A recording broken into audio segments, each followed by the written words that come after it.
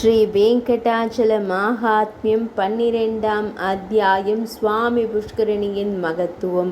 நரகங்களிலிருந்து மீட்பு. தாமிஸ்ரர் மற்றும் பிற நரகங்களிலிருந்து சுவாமி புஷ்கரணியில் புனித நீராடல் மூலம் மீட்பு. முனிவர்கள் கூறினார்கள், சூத்தமா முனிவரே, எல்லாவற்றின் சாரத்தையும் அறிந்தவரே, வேதங்கள் மற்றும் வேதாங்கங்களின் குருவே, புனித தலைவரே, பூமியில் ஒரு மனிதன் எதை நினைவில் கொள்வதன் மூலம் விடுதலை பெறுவான் என்பதை நினைவுபடுத்துவதன் மூலம் ஸ்ரீ சுவாமி புஷ்கரணியின் மகத்துவத்தை எங்களுக்கு விவரிக்கவும்.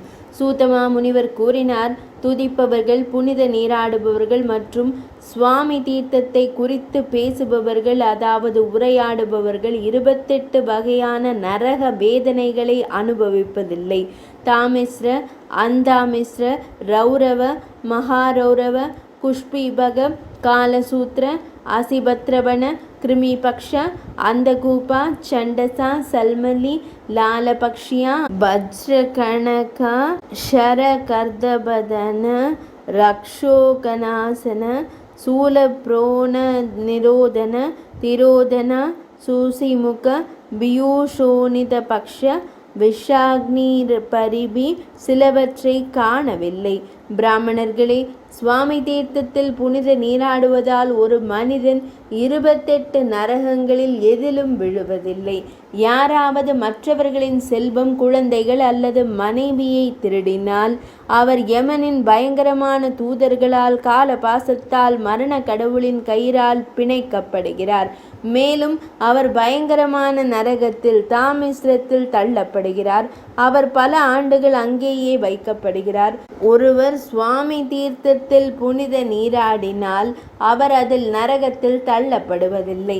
தனது தாய், தந்தை மற்றும் பிராமணர்களுக்கு விரோதமான ஒரு கீழ்த்தரமான மனிதன் 10,000 யோஜனைகள் வரை நீண்டிருக்கும் காலசூத்திரத்தில் வீசப்படுகிறான். அவர் ஒரு செருப்பு தொழிற்சாலையில் வீசப்படுகிறார். பாதிக்கப்பட்டவர் பசியால் அவதிப்படுகிறார். புஷ்கரணியில் புனித நீராடினால் அவர் அதில் அந்த நரகத்தில் தள்ளப்படுவதில்லை. வேதங்களில் வகுக்கப்பட்ட பாதையை மீறி தீய வழிகளை குறித்து கொள்ளும் ஒரு மனிதன் யமனின் ஊழியர்களால் அசிபத்ர வனத்தில் தள்ளப்படுகிறான். அவன் சுவாமி தீர்த்தத்தில் நீராடினால் அவன் அந்த நரகத்தில் தள்ளப்படுவதில்லை. மாயையின் காரணமாக 5 யஜ்ஞங்களை செய்யாமல் உணவை உட்கொள்ளும் ஒரு மனிதன் யமனின் வீரர்களால் கிருஷ்ண போஜனத்தில் தள்ளப்படுகிறான். பிராமணர்களே, நூற்றுக்கணக்கான புழுக்கள் அவனை தின்றுவிடும். அவன் புழுக்களை உண்ண வேண்டிய கட்டாயம் ஏற்படும். அவன் ஒரு புழுவாக மாற்றப்படுவான். அவன் புழுவை உட்கொள்வான். பாவங்கள் தீரும் வரை அங்கேயே இருப்பான். அவன் சுவாமி தீர்த்தத்தில் புனித நீராடினால் அவன் அந்த நரகத்தில் தள்ளப்படுவதில்லை. ஒரு பிராமணரின் செல்வத்தை ஆடம்பரமான நட்புடன் அல்லது பலவந்தமாக யாராவது பறித்தால், அரசரே அல்லது அவரது அதிகாரி மற்றவர்களின் செல்வத்தை சட்டவிரோதமாக பறித்தால், யமனின் ஆட்கள் சந்தோஷத்தின் பயங்கரமான ஓட்டில் உள்ள சிவப்பு சூடான இரும்பு பந்துகளால் நிரப்பப்பட்ட நெருப்பு குழிகளில் சூடேற்றப்பட்ட இடுக்கிகளால் சித்திரவதை செய்யப்படுவார்கள். அவர் சுவாமி தீர்த்தத்தில் புனித நீராடினால் அவர் அந்த நரகத்தில் வீசப்படுவதில்லை. ஒரு கீழ்த்தரமான ஆண் ஒரு தடை செய்யப்பட்ட பெண்ணை சரீர ரீதியாக அணுகினால் அல்லது ஒரு பெண் தடை செய்யப்பட்ட ஆணை சரீர ரீதியாக அணுகினால், பிராமணரே, அவர்கள் சிவப்பு சூடான இரும்பு ஒரு பெண்ணின் போலி பெண்ணையோ அல்லது ஆணையோ தழுவ வேண்டிய கட்டாயத்தில் உள்ளனர். சந்திரனும் சூரியனும் இருக்கும் வரை அவர்கள் இப்படியே நிற்பார்கள். யமனின் ஊழியர்களால் அவர்கள் சூசி என்ற பயங்கரமான நரகத்தில் வீசப்படுகிறார்கள். சுவாமி தீர்த்தத்தில் அவன் அல்லது அவள் புனித நீராடினால் அவர்கள் அதில் நரகத்தில் வீசப்படுவதில்லை. பல்வேறு வழிகளிலும் துன்ப முறைகளிலும் எந்த ஒரு உயிரினத்தையும் துன்புறுத்துபவன் அல்லது துன்புறுத்தல் செய்பவன் முள்கள் நிறைந்த பயங்கரமான நரகத்தில் ஷால்மலி நரகத்தில் வீசப்படுகிறான். சுவாமி தீர்த்தத்தில் அவன் புனித நீராடினால் அவன் அந்த நரகத்தில் வீசப்படுவதில்லை. ஒரு அரசர் அல்லது அவனுடைய பணியால் ஒரு மத வெறியரை நெருக்கமாக பின்பற்றினால், யாராவது பக்தி மற்றும் நல்லொழுக்கத்தின் எல்லைகளை மீறினால் அவன் வைதரணியில் வீசப்படுகிறான். சுவாமி தீர்த்தத்தில் அவன் புனித நீராடினால் அவன் அதில் அந்த நரகத்தில் வீசப்படுவதில்லை. சூத்திர பெண்ணின் தொடர்பால் தீட்டுப்பட்டவன், தூய்மையும் நல்ல நடத்தையும் அற்றவன், அவமானம் இல்லாதவன், வேதங்களின் அதிகாரத்தை கைவிட்டவன், அதாவது அவமதித்தவன், நிரந்தர மிருகத்தனமான செயல்களை செய்பவன், யமனின் ஊழியர்களால் அழுகிய பொருள்கள், மலம், சிறுநீர், இரத்தம், சளி, பித்தம் போன்றவற்றால் நிறைந்த அதிபீபட்ச மிகவும் அருவருப்பான நரகத்தில் தள்ளப்படுகிறான். அவன் சுவாமி தீர்த்தத்தில் புனித நீராடினால் அவன் அந்த நரகத்தில் தள்ளப்படுவதில்லை. வேட்டையாடச் செல்லும் ஒருவர் மான்கள் மற்றும் காட்டு விலங்குகளை வேட்டை நாய்கள் மற்றும் அம்புகளால் துன்புறுத்தினால், மறு உலகில் யமனின் பணியாளர்களால் அவன் அம்புகளால் துளைக்கப்படுவான். யமனின் வேலைக்காரர்களால், அதாவது பணியாளர்களால் அவன் பிராணரோதம் என்ற நரகத்தில் வீசப்படுகிறான். அவன் சுவாமி தீர்த்தத்தில் புனித நீராடினால் அவன் அந்த நரகத்தில் வீசப்பட மாட்டான். பிராமணர்களே, ஒரு நயவஞ்சகன் ஒரு யாகத்தில் கட்டளைகளின் படி சடங்குகள் செய்யாமல் விலங்குகளை கொன்றால் அவன் மறு உலகில் உள்ள வைசாச நரகத்தில் தள்ளப்படுகின்றான். அவன் யமனின் வீரர்களால் வெட்டப்பட்டு மிகவும் துன்புறுத்தப்பட்டு மீண்டும் வெட்டப்படுகிறான். புஷ்கரணியில் நீராடினால் அவன் அந்த நரகத்தில் வீசப்பட மாட்டான். ஒருவன் அதே சாதியைச் சேர்ந்த தனது சொந்த மனைவியை வீரியமான விந்து குடிக்க வற்புறுத்தினால், மறு உலகில் அவன் வீரியமான விந்து குழியில் வீசப்பட்டு அதை குடிக்க கட்டாயப்படுத்தப்படுகிறான். புஷ்கரணியில் புனித நீராடினால் அவன் அதில் அந்த நரகத்தில் வீசப்படுவதில்லை. ஒருவன் மனிதர்களை வழிமறித்து கொள்ளையடித்தால், ஒருவன் விஷம் கொடுத்தால், ஒருவன் ஒரு கிராமம் முழுவதையும் எரித்தால், அல்லது ஒருவன் ஒரு வியாபாரியின் பொருள்களை திருடினால், சிறந்த பிராமணர்களே, மறு உலகில் அவன் வஜ்ரதம்ஷம் என்ற பயங்கரமான நரகத்தில் வீசப்பட்டு நீண்ட காலம் அங்கேயே வைக்கப்படுகிறான்.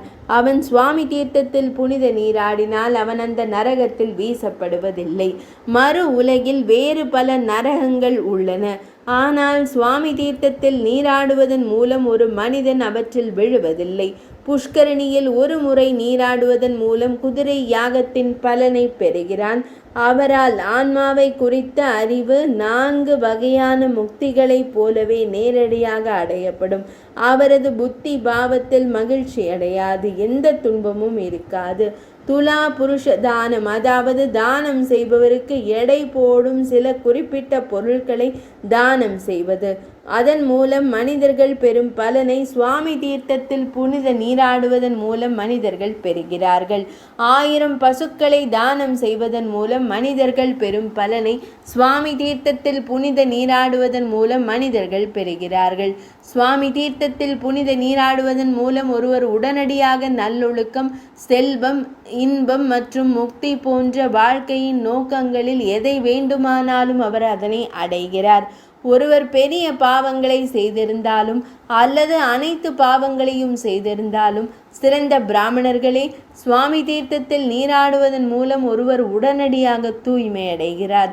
சுவாமி தீர்த்தத்தில் புனித நீராடுவதன் மூலம் மனிதர்கள் அறிவு, செல்வம், புகழ், பெருமை, அறிவு, நல்லொழுக்கம், பற்றின்மை மற்றும் மன தூய்மை ஆகியவற்றை பெறுவார்கள்.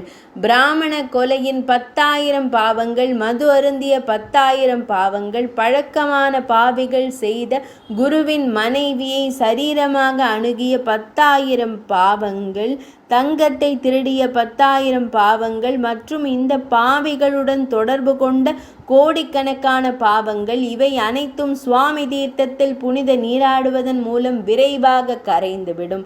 பிராமண கொலையின் பாவம், மது அருந்திய பாவம், குருவின் மனைவியை சரீரமாக அணுகிய பாவம், தங்கத்தை திருடிய பாவம் மற்றும் இந்த பாவிகளுடன் தொடர்பு கொண்ட பாவம் ஆகியவற்றுடன் இணையான அனைத்து பாவங்களும் வேதத்தை நம்புபவர்கள் பிராமணர்களே, இவை அனைத்தும் சுவாமி தீர்த்தத்தில் புனித நீராடுவதன் மூலம் அழிந்து போகின்றன. சுவாமி தீர்த்தத்தின் மகத்துவத்தில் நம்பிக்கை இல்லாதவர்கள் அவர்கள் பெரும் நரகங்களில் விழுவார்கள். மேலே குறிப்பிடப்பட்ட விஷயத்தில் எந்த சந்தேகமும் இருக்கலாகாது. இல்லையெனில் யமனின் ஊழியர்கள் அவரது நாக்கின் நுனியில் சூடான கோடரியை வைப்பார்கள். இது மிகைப்படுத்தப்பட்ட புகழ்ச்சி என்று யாராவது கூறினால் அவர் நரகத்தில் விழுவார். அவர் அனைத்து புனித சடங்குகளிலிருந்தும் விலக்கப்பட்ட ஒரு பன்றி என்று அறியப்பட வேண்டும். முட்டாள்தனம்! ஐயகோ முட்டாள்தனம், முட்டாள்தனம்! சாதாரண மனிதர்களின் சிறந்த பிராமணரே, மற்ற இடங்களில் மகிழ்ந்து இந்த புனித இடத்தை தவிர்க்க முயற்சிப்பது அனைத்து பாவங்களையும் அளிக்கும். மனிதர்களுக்கு இருமையற்ற அறிவை வழங்கும், உலக இன்பங்களையும் முக்தியையும் தரும். இது எப்போதும் அனைத்து விரும்பிய பொருள்களையும் வழங்கும் மற்றும் அறியாமையை அளிக்கும். ஐயகோ, என்னால் போதுமான அளவு வெளிப்படுத்த இயலாத அவர்களின் மாயையின் அளவு.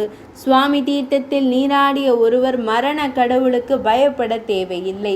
சுவாமி தீர்த்தத்திற்கு சென்று அதில் நீராடி அதை புகழ்ந்து துதித்து அதை தொட்டு அதனை வணங்குபவர்கள் மீண்டும் ஒரு தாயின் தாய்ப்பாலை அருந்துவதில்லை, அதாவது மோட்சத்தை பெறுகிறார்கள். பிராமணர்களே, இவ்வாறு சிறந்த பிராமணர்களே, சுவாமி தீர்த்தத்தின் மகத்துவம் உங்களுக்கு கூறப்பட்டுள்ளது. அது மனிதர்களுக்கு உலக இன்பங்களையும் முக்தியையும் தருகிறது.